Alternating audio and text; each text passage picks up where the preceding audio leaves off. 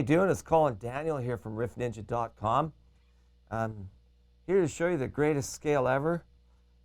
This is a scale that if you're a total beginner, you might find it a little difficult to play, but it's a great scale. A lot of great guitar solos are based on this scale with a few slight modifications. It's a pentatonic scale, which means it's a 5-note scale.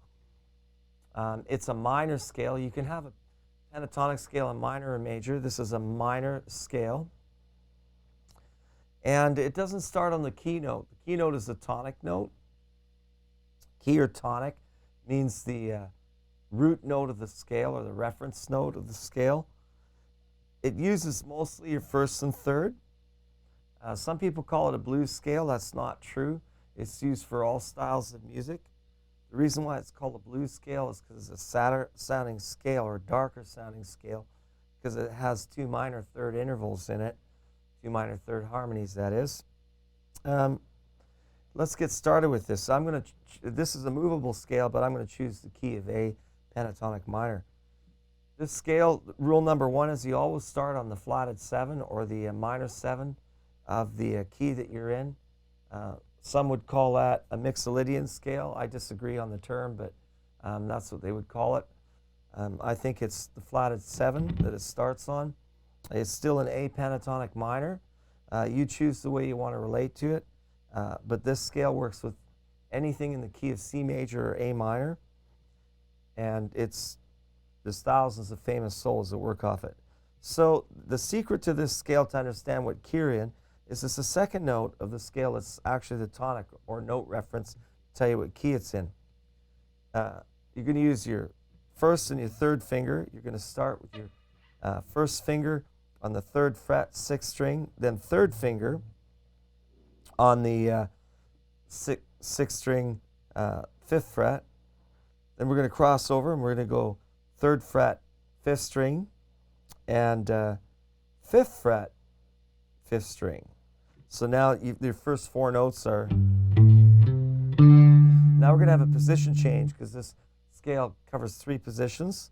So it's 1st, 3rd, 1st, 3rd. My general rule for scales is to have 1 finger per fret per position. Since this is a good thing to have because later there are passing notes and additional modifications that you can do with this scale. But this is the pure pentatonic scale. So 1st, 3rd, 1st, 3rd. Now we change position. And my rule for teaching the scale is lead with your 3rd finger on the way up. So now your last note before your position change was a D, which is the 5th string, 5th fret. And now you want to change position, so you move your 3rd finger up 2 frets, which is now the 7th fret. It's still on the 5th string. And that'll be an E note. So now you're going G, A, C, D, position change, E. Or first finger, 3rd finger, 1st finger, 3rd finger, move up 2 frets, 3rd finger. Now we're in the next position, and I keep my fingers lined up with my frets in position number 2. This is the standard A pentatonic minor position, the one you may be familiar with. If you're not, well, don't worry about it because the scale is part of it anyways, and it's the overlap of it. Anyway, so it's going to go 1st, 3rd, 1st, 3rd, 3rd. Then we're going to cross over again. 1st, 3rd, 1st, 3rd. So I'll call out the frets again. Your first finger uses the 6th string, 3rd fret. 3rd finger on the 5th fret, 6th string. Crossover. 1st finger, 3rd fret, 5th string. 3rd finger, 5th fret, 5th string. Now we change position with a 3rd finger leading, 7th fret, 5th string, and now we cross over with our 1st finger onto the 4th string, 5th fret, 4th string with our 1st finger, 7th fret, 4th string with a 3rd finger, cross over again to string number 3, and that's 5th fret, 3rd string, and that's 7th fret, 3rd string, and now we have another position change. Again, same rule applies. Lead with your 3rd finger, so go 2 more frets on the 3rd string. So right now we're at the 7th fret. We're going to take our 3rd finger and move it up 2 more frets. There we go. That's the 9th fret, 3rd string with a 3rd finger. And now here comes a little issue. I have my reasons for wanting to show you the fingering this way, hoping that in the future you'll be my student and I'll be able to add more to this scale. Now I've seen other players switch over to their 1st finger here, but I'm going to follow the rule that I started with, which is 1 finger per fret per position. Now, by using my 3rd finger here, I've led into the next position. So it's going to go 1st, 3rd, 1st, 3rd, move a position. You know, now this is my 3rd position here. So it's 1st, 3rd, 1st, 3rd, then change positions. With the 3rd finger, you lead up. You know, now I've already called the frets out to this point, so you should have that figured out. Right? 1st, 3rd, 1st, 3rd, go 2 frets up, position change. 1st, 3rd, 1st, 3rd, go 2 frets up for a position change. Now I'll use my 2nd finger, not my pinky. Some players will switch over here, right? I figure it's better technique to play the scale like that, because then I have 1 position and all my fingers cover the fret with the minimal of movement, rather than going, which takes more movement fingering wise. So I feel like using the 2nd finger for my last position. So I'm going 1st, 3rd, 1st, 3rd, 3rd, 1st, 3rd, 1st, 3rd, 3rd. Every time I change position, I move up another 2 frets with my 3rd finger. So 1st, 3rd, 1st, 3rd, move up 2 frets.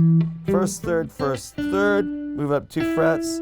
So now I'm on the 3rd string, 9th fret. Now I'm going to cross over to the 2nd string, and it's going to be at the 10th or the 8th fret, and then 10th fret for my pinky. So it's going to go from my 3rd finger, 9th fret, 3rd string, 9th fret, to my 2nd finger, 2nd string, 8th fret. Then my pinky, 2nd string, 10th fret. Now I'm going to cross over with my 2nd finger, 1st string, 8th fret, and pinky on the 1st string, 10th fret. Some players will play the last position like this. They'll play it. It's not wrong. I have my reason though for teaching it to you this way. But here, I'll give you the other option, just so you don't get confused. 3rd finger on the 9th fret, 3rd string, and then 1st finger on the 8th fret, 2nd string, then 3rd finger on the 10th fret, 2nd string, then cross over, 1st finger on the 8th fret, and that's 1st string, and 3rd finger on the 10th fret, 1st string. Now you see, when I come back down, it's not as smooth for me as, this is fast. When I go pinky 3rd, or pinky 2nd, 3rd, and 1st, on my way down now, when I reverse the scale, I'm going to lead with my 1st finger on the way down. So it's pinky, 2nd finger, pinky, 2nd finger, 3rd finger, 1st finger, position change. See, all these notes here up to that position change are in the same position. And I've got other notes that I can reach, other optional notes to color the scale. And it's better technique that increases the speed which I can play this scale at, because the efficiency, of course, is much better. This is a great scale. There's many solos that work on this scale. As you notice at the beginning of this vid here, I was playing through the scale up and down and kind of embellishing it a bit. And it sounds like a solo right off the bat once you get this scale down. So on your way down again, pinky, 2nd finger. And that's starting at the 10th fret, 1st string. So now you've got your position. So pinky on the 1st string, 10th fret. 2nd finger on the 8th fret, 1st string. Then cross over with your pinky, 10th fret, 2nd string. 2nd finger on the 2nd string, 8th fret. Cross over with your 3rd finger. 3rd finger on the 9th fret, 3rd string. 1st finger on the 7th fret, 3rd string. Now change position with your 1st finger. Move down 2 frets. That'll be 3rd string, 5th fret. Then crossover, third finger on the 4th string, 7th fret, first finger on the 4th string, 5th fret,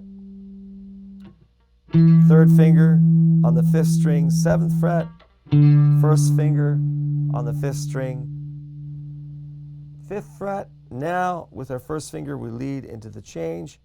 We go 2 frets lower on the 5th string, which gives us 3rd fret, 5th string, and then cross her over with the 3rd finger again, and that's 6th string, 5th fret, and 6th string, 3rd fret. And that completes our scale. Notice, like I said, on the way down, you lead with your first finger. So it's like pinky, second finger, pinky, second finger, 3rd finger, first finger. Position change with your first finger. 3rd finger, first finger, 3rd finger, first finger. Position change with your first finger leading.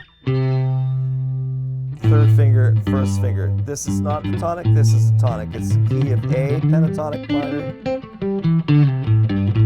There's the A note here, yes. It's one note lower that completes the scale.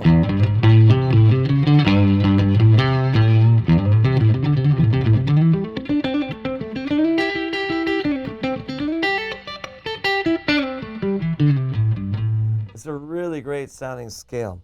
The technique thing that I was talking to you about in the upper register will really help you with your speed if you give it a little time. Give it a little patience, work the pinky over, and have fun with this scale, and then learn to move it up and down. It is a movable scale. So if you wanted, say, an E scale, there's your A, right? Notice how the tonic is the second note out of the scale. So if I want an E, here's my E. So I start at the 10th fret with my first finger using the same pattern. Exactly the same pinky pattern.